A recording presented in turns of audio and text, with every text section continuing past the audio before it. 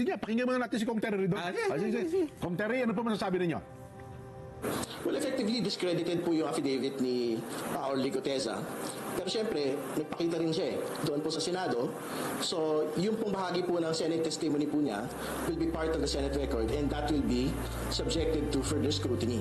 So, siyempre, ano na ho ba yung nangyari after that, no? So, may mga pinangalanan siya supposedly na mga kasama niya na may alam din po nung pong nangyari, no? Na sinasabi po niya sa kanya po affidavit and testimony. Pero yung dalawang mga personalidad po na pinangalanan niya, I think made a flat rejection and denial of what he actually said, no? So, hopefully, yung pong dalawang mga personalidad po na ito ay magpunta rin sa Senate hearing to basically challenge and rebut what Orly Guteza had actually stated during the Senate hearing. Magkaibang bagay yun eh. Magkaibang bagay yung sinabi ng court na falsification po na affidavit. Magkaibang bagay yung pagsasalita po niya under oath sa Senado. No? So, I don't think that was ever a question. No? So, yun po.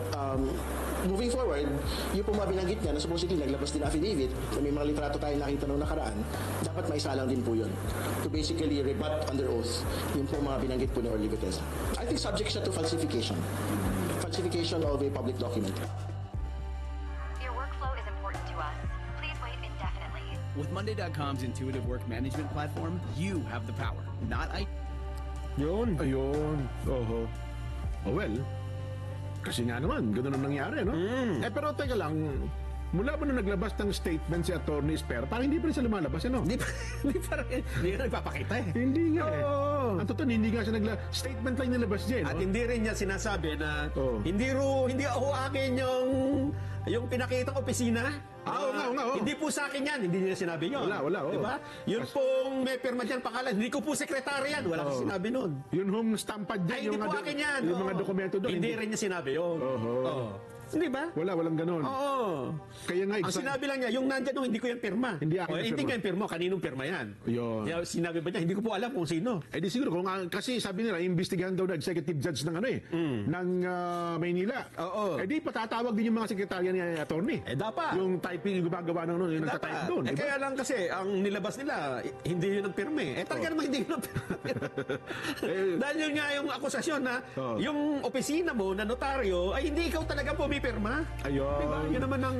Yun naman talagang claim mula simula. Oo. Lalo na nga nung lumabas naglabas ng statement si Atty. Espera. Naglabasan yung iba pang notaryo na galing sa opisina niya. Na puro hindi rin pala niya pirma. Ang tanong ngayon dito, pati ba si kong Senador Marcoleta kakasuhan din? Eh mukhang yun ang gustong sabihin. Ganon? Ha?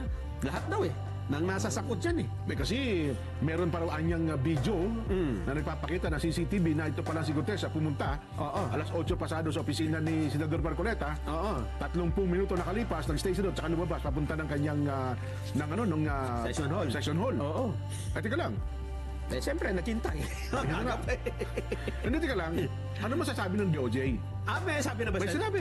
Ganun ba? Pwede bang makasuhan si Senador Rodante Marcoleta? At yung iba pa? At yung... Hindi, si Senador Marcoleta lang muna tayo. Sige. Sapagkat siya ang witness niya. Siya yung naglabas. Surprise witness na ito si Gutesa eh. Siya yata nagsabing ipanotaryo mo. Yan. Ipanotaryo mo. Bago ko tanggapin yan, pinakamabuti niya, ipanotaryo mo yan. Ay, sige nga. Meron tayo, no? Ano sabi ng DOJ? Nandyan ba?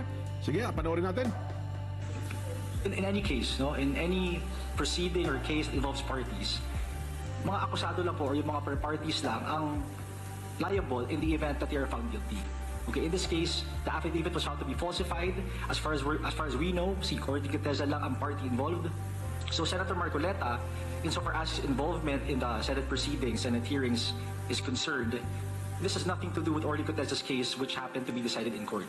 So again, I emphasize or re-emphasize that you have to make distinctions between the agencies, the government agency, the bodies conducting whatever hearing there is, and rendering the decisions.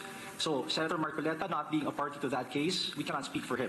But in the same way, we cannot speak for the Senate, for the Congress. All we're saying is kapag may kaso sa court, sa hukuman, nag-render ng desisyon ng huwes, yung mga partido lang na kaakibat dun sa kaso na yon, ang may render guilty in the event that the court judge does say so. Yeah. So yun, hindi pala pwedeng Patutunayan nilang si Senador Marcoleta nagpagawa ng stampat. Hindi mo pala may sasangkot si Senator Marcoleta kung yun ang magiging Batayan State. Yung ano pala, may salita na yun po ang spokesperson ngayon ng DOJ. Kasi yung si Miko Clabano ay naisama po ni Secretary Boying sa Ombudsman. Ayan, ito po yan. Yung bago, yung batang-bata na yan isa ngayon ang bagong spokesperson ng Department of Justice na son. So, sa madaling salita, mukhang kung ang punteriya, Nelson, kung sabi natin, tanggapin natin pa sa mandali, peke, yung notaryo at saka yung dokumento ni Gutesa, ay hindi mo naman pala pwedeng maisangkot agad-agad si Senador Marcoleta sa usapin na yun. At saka, Jen, ang pamemeke, ano ba, forgery ito, di ba? Ang kung ikaw ay kakasuhan ng pamemeke, una, ikaw ang pumirma, di ba? Ayan. Okay, may inutusan ka, pirmahan mo nga ito. Kekein natin. Pati yung mga staff dyan, Yung mga dokumento. pinagawa mo yan. Yan, Di ba? O kaya naman, dukutin mo yung dukutin mo yung stampan niya, pumasok tayo sa... pumasok tayo. Pagtalikod nung sekretaryan, daklutin mo yan. Pagkatapos wala silang kamalay-malay, tatatak natin ito. Yun. Ang problema dyan, hindi lang naman yun yung notaryo ni Atty. Espera. Ang dami. Yung liga ng mga barangay, tapos yung Chiesa ata, mga kliyente ito ata ni Atty. Romulo Macalintal. Yun din. Yan, ganyan din ang mga pirma paano natin, di ba? At saka yung abogado, bakit hindi makaharap? Kasi hindi niya itatanggi na yung mga gamit na yan, yung seal, meron pang documentary stamp. Meron pang... Pati yung dry seal, Nelson. Hindi lang natin kita sa TV, pero sabi ni Senador Marcoleta, may dry seal daw yun Yes. Paano mo ngayon may tatanggi yan na hindi sa'yo yan, di ba? Ayun na. Yun ang malaking problema. At saka, itanungin din natin siguro, yung mga staff ni Atty. Espera kung Paano sila magnotaryo? paano magnotaryo at saka sino ang pumipirma ng ganitong klase ng pirma. Ayun tingnan mo yung contract agreement, yung pirma. At yung pirma dun sa affidavit ni Gutesa, parehong-pareho Yung contract agreement po, yan yung sa dokumento na kung sa TIESA mismo. Sa TIESA, Ibig sabihin, isang ahensya ho ng gobyerno yun, ha? Meron silang parang MOA Kontrata. sa isang private company. Yes.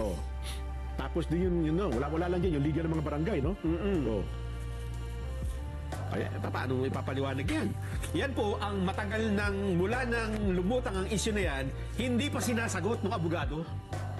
Kung paanong si Gutesa hinahanap nila. Kasi si Gutesa daw hindi makita. Pero ata maging si Atty. Espera. At wala pa siya statement tungkol dyan, ha? Yes, sa inabahaba ng panahon. Hindi niya rin may tanggi. Hindi ko po stamp yan. Yung number dyan, hindi ko rin yan number. Hindi ko dry seal yan. Baka sa pagbabalik ng pagdinig ay kasama na yan. Sana. Para magkalinawagan. Pero hindi makakaligtas yan kasi bukod sa investigasyon ng Blue Ribbon, mukhang mag-iimbestigan na nata ang executive judge ng ng Manila RTC. Sapagkat siya pala nagbibigay ng yung karapatan sa isang abogado na magnotaryo. Ayun.